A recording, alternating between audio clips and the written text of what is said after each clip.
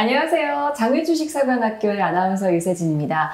오늘은 장외주식시장의 시황을 살펴볼 텐데요. 장외주식시장을 22년간 연구하신 한국장외주식연구소의 소영주 소장님 함께하고 계십니다. 소장님 안녕하세요. 네, 안녕하세요. 네, 소장님, 한국장외주식연구소 시세표를 보면요. 종목을 보는 방법이 나오는데 그렇죠. 어떻게 보는 건가요? 우리가 1부, 2부로 나눠지는데 1부는 대형주를 말하고 있고 2부는 소형주를 말하고 있습니다. 네. 그래서 어떻게 보면 우리가 큰 주식이라고 하죠. 대기업 중심의 큰 대기업 중심으로 1부에 편입되어 있고 중소형 관련 기업들은 2부에 편입되고 있습니다. 아, 그렇군요. 네. 그래서 말씀해 주신 것처럼 시세표의 일부 종목, 또 2부 종목 이렇게 부별로 종목이 나눠져 있는데요. 네.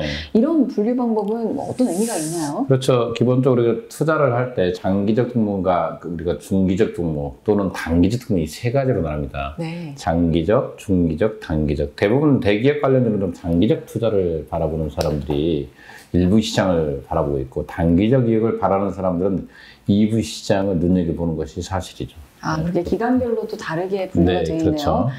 또 최근 이슈, 일주일간 종목별 이슈를 보면요. 어제는 현대관련 종목들이 상승세가 이어지고 있습니다. 현대 엔지니어링이 64만 원으로 3일 연속 상승세였고요. 현대중공업 계열의 현대삼호중공업과 현대 M&N소프트도 각각 38,000원, 53,000원으로 상승했습니다. 최근에 이들의 종목이 이런 행보를 보이고 있는데 어떤 이유가 있을까요? 가장 큰 이유는 이렇습니다. 지금 현재 그 주식시장도 상당히 불안한 흐름을 이끌어가고 있는 것처럼 비상장 회사의 주식들 상당히 불안한 시장 속에 있습니다. 이런 시장에서 사람이 안전성 유지에 투자를 하는 것이 원칙이거든요. 그리고 안전한 주식인 대기업 중심의 주식으로 매수세가 유입되면서 현대 관련, 특히 이제 현대 관련, 현대 엔지니어링, 현대중공업이라든가 아까 말한 현대중공업 계열인 현대삼호중공업 이런 주식들이 올라가고 있습니다. 네, 또 지난번에 현대 엔지니어링을 중심으로 종목 분석해봤는데요. 네. 자세한 내용은 지난 회기에 영상을 참고하시면 좋을 것 같고요. 네. 그리고 저희 채널에서 여러 번 언급한 바 있는 바이오 계열 종목도 한번 들여다봐야 할 것 같습니다. 면역항암제 신약 개발업체인 메드페코는 호가가 35,500원으로 약상승세를 보이고 있고요. 의학이나 약학연구 개발업체인 브릿지바이오 페라퓨틱스는 54,500원으로 내렸습니다. 네. 최근 한 달간 바이오 계열 종목들의 가격 동향 어떻게 그렇죠. 보죠? 현재 보면 기본적으로 우리가 보고 있는 증시시장에서 지금 현재 바이오 주식 때문에 시가총액의 지각 변동이 좀 일어나고 있습니다. 네. 우리가 그동안에 시가총액 1, 2위를 다퉜던 삼성이나 LG가 들이 밀렸습니다.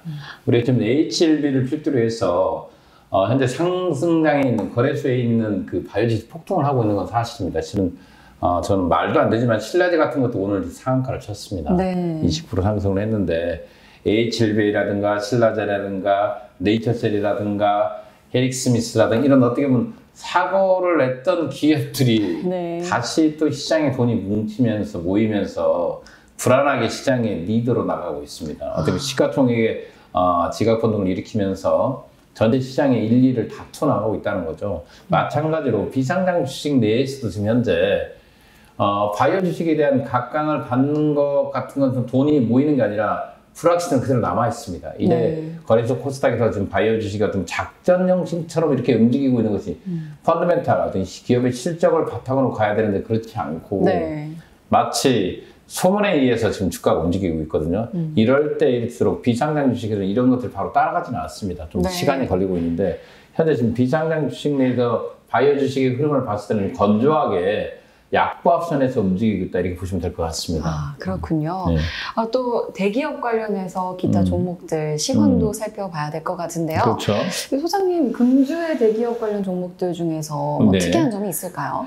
가장 특히나 앞서 설명한 대로 지금 현재 그 시장에는 현대 아산 관련주가 지금 비상장에 나와 있습니다. 근데 지금 어제 발표가 됐죠. 오늘 아침에 네. 김정은의 그 금강산 남쪽 지역에 있는 남북 경협의회에서 설립되어 있는 모든 건설분들을 협의하에 철거하라는 명령. 바로 금강산 관광의 유기를 말하고 있지 않습니까? 네. 그래서 현대 아산이 지금 비상장 주식에 있습니다. 현대아산이 한때 5만 원까지 치고 갔던 주식들이 폭락할 가능성을 보이고 있습니다. 오늘 그 금강산 관광 유의기술의 직격탄이 현대 아산이 맞았습니다. 대기업 관련주에서는 두 번째로 앞서 말한 현대 엔진에 지속적으로 그 매수세가 유입되면서 한 3만 원 선까지 63만 원, 65만 원까지 소폭 상승하는 모습을 보였습니다. 네. 또 뭐 기술 기반의 스타트업이나 블록체인, 또 인공지능 관련한 종목들도 살펴볼 건데요. 네. 바이오 종목들만큼이나 내용이 어려운 분야가 아닐까 싶고요. 어렵죠. 네, 또 공시가 나면 이미 늦은 거라고 봐야 한다 이런 말들이 그렇죠. 있는데 예. 어떻게 좀 보시나요? 그렇죠. 일단은 우리가 그 기술을 기반한 스타트업들을 보면 우리가 알고 있는 인공지능 회사들 특히 많이 있습니다. 블록체인이라든가 인공지능 관련된 앞서 말한 대로 이런 종목들, 또 바이오 관련 종목들 있잖아요. 네. 실은 이런 종목들은 이미 그 어떤 소재나 재료들은 내포하고 있습니다. 이런 내용들을 일반인들이 쉽게 비상장 같은 게 정보의 비대칭 시장에서 정보를 쉽게 얻기는 어렵습니다. 맞아요. 근데 이런 정보들이 앞서 말한 대로 신문지상에 나오다 이미 늦었습니다. 네. 근데 실은 앞서가는 기술력, 인공지능이라든가 블록체인이라든가 바이오 관련 종목들은 실은 지속적으로 관심 있게 지켜보지 않는다면 놓치기 좀 십상입니다. 네. 그래서 지금 상태에서는 좀 더 전 개인적으로 그 블록체인이라든가 인공지능이나 또는 바이오 기술들은 한 발 뒤로 좀 물러나서 좀 지켜볼 필요고, 우리가 요즘 뜨고 있는 소부장이라고 해요. 소부장.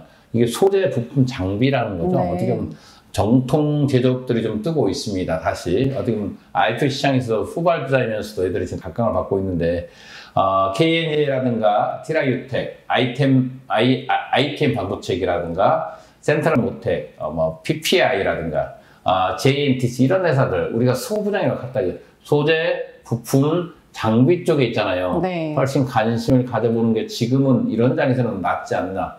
앞서 말한 블록체인이라든가 인공지능이라든가 바이오 기술도 좀 현재 일반으로 접근하기도 좀 어렵고 네. 이해하기도 좀 어렵거든요. 막막하죠. 그죠? 네. 지금 현재 상태에서는 실적이 바로 나오지 않기 때문에 이 불안한 장세에서는 이 소부장 종목을 중심으로 한번 지켜볼 필요가 있다. 이렇게 말하고 싶습니다. 네, 소부장 중심으로 한번 보시면 좋을 것 같고요.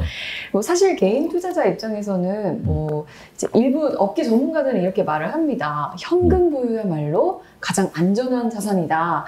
그런데 이런 말이 좀 안 들어오는 게 사실이거든요. 그렇죠. 네, 그래서 특히 높은 수익률을 보이는 장외 주식 투자를 하려고 하는 개인일수록 더 그럴 것 같은데요. 이럴 때 소장님만의 이제 시황을 보는 방법 어떻게 될까요? 간단하게 제가 말씀을 드리면 우리가 현금을 지금 이런 불안한 현금을 갖고 있어라 사람들이 말을 하지 않습니까? 네. 저축 금리가 아마 제로금리 시대로 갈 것 같습니다.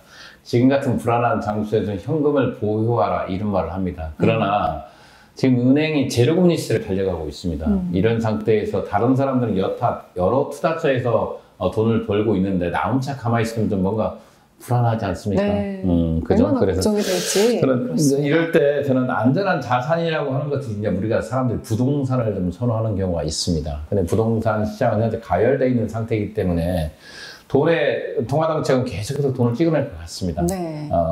그리고 기본적으로 지금 우리가 디플레이션을 걱정하고 있지 않습니까? 물가의 하락이 이어지면서 소비는 이루어지지 않고 있는 이런 불안한 시장에서 네. 과연 개인들이 어떻게 대처해야 될 것인가? 저는 개인적으로 장외 주식의 장기적인 저축 상품으로 투자할 필요가 있다 보고 있습니다.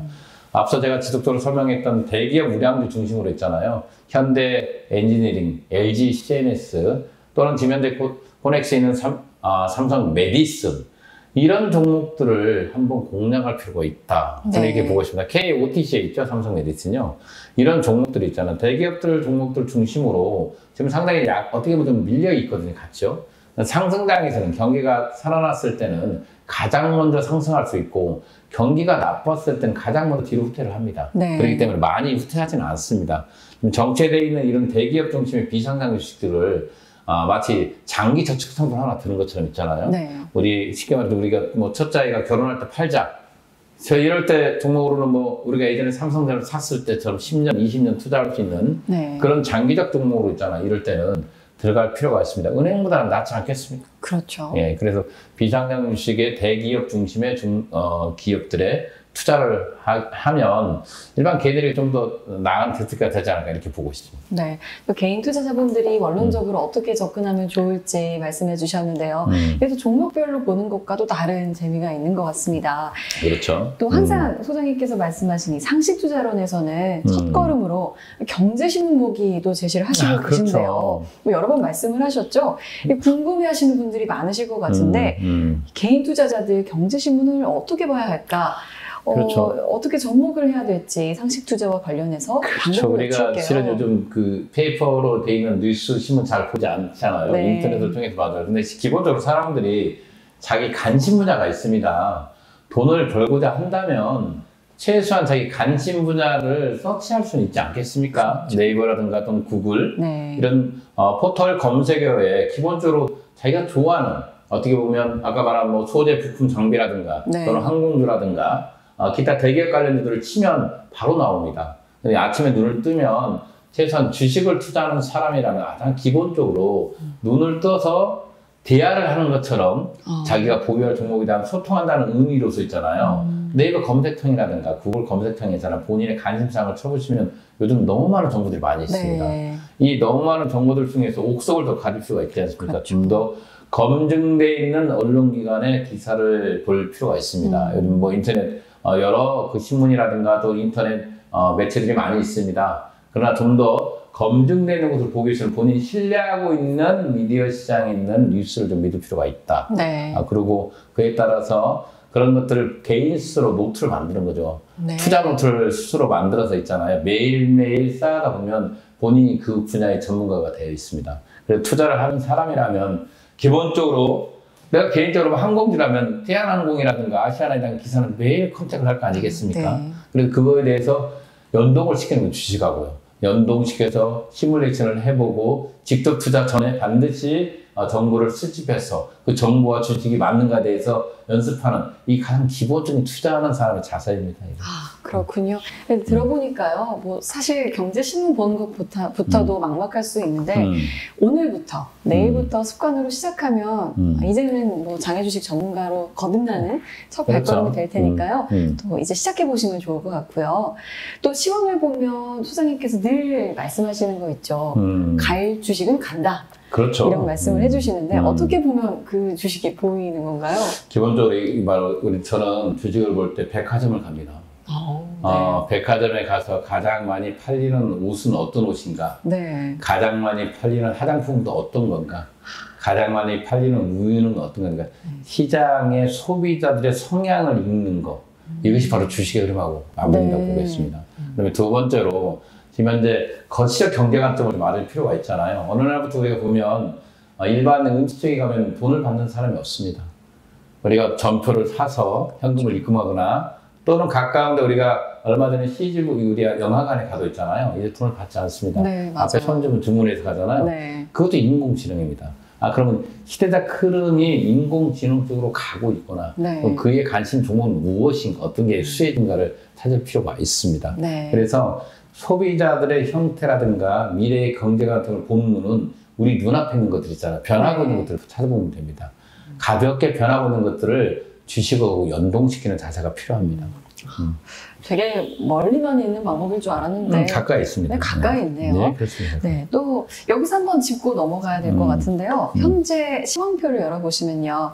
이런 종목들은 한번 주의 깊게 봐야 한다. 이런 종목이 있을 텐데요. 소장님 좀 알려주세요.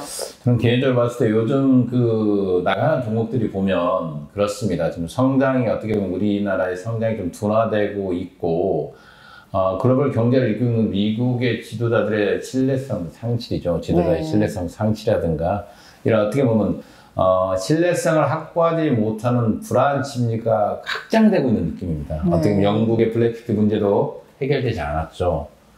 기본적으로 이번 정도로 해결되지 않았는 이것까지도 해결되지 않는 상태에서 이루어지고 있는 것 자체를 봤을 때 안타깝게 생각하고 있습니다.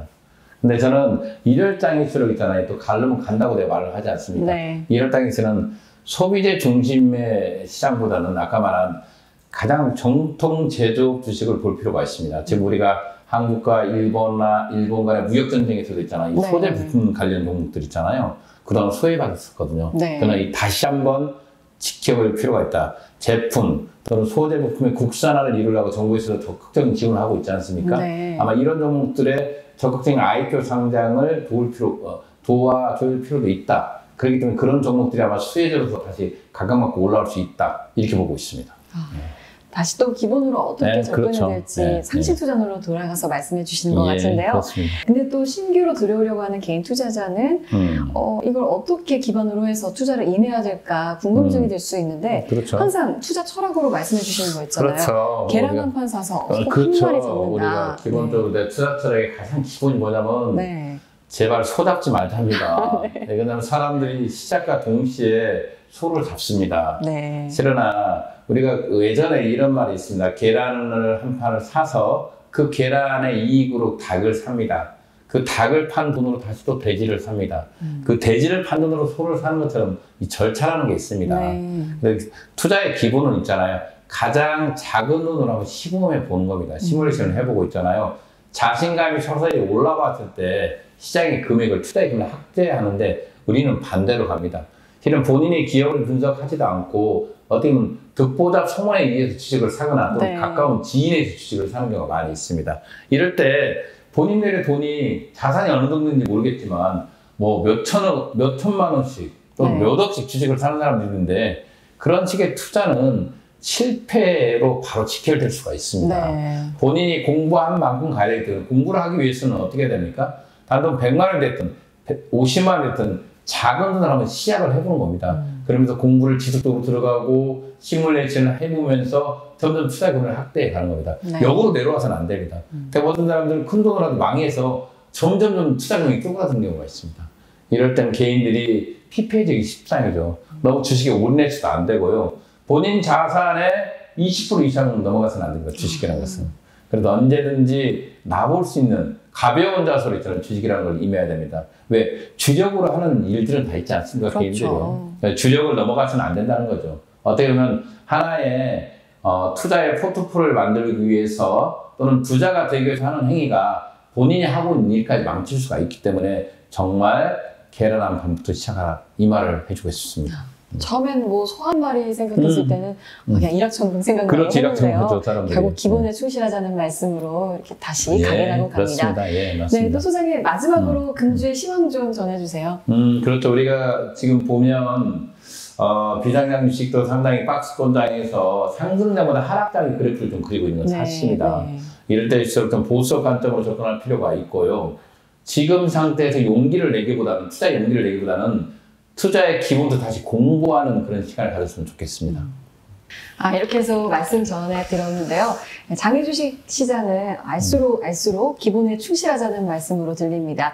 오늘 이렇게 해서 시황 정리했고요. 다음에는 새로운 종목으로 여러분 인사드리겠습니다. 소장님 고맙습니다. 네. 여러분 고맙습니다. 네.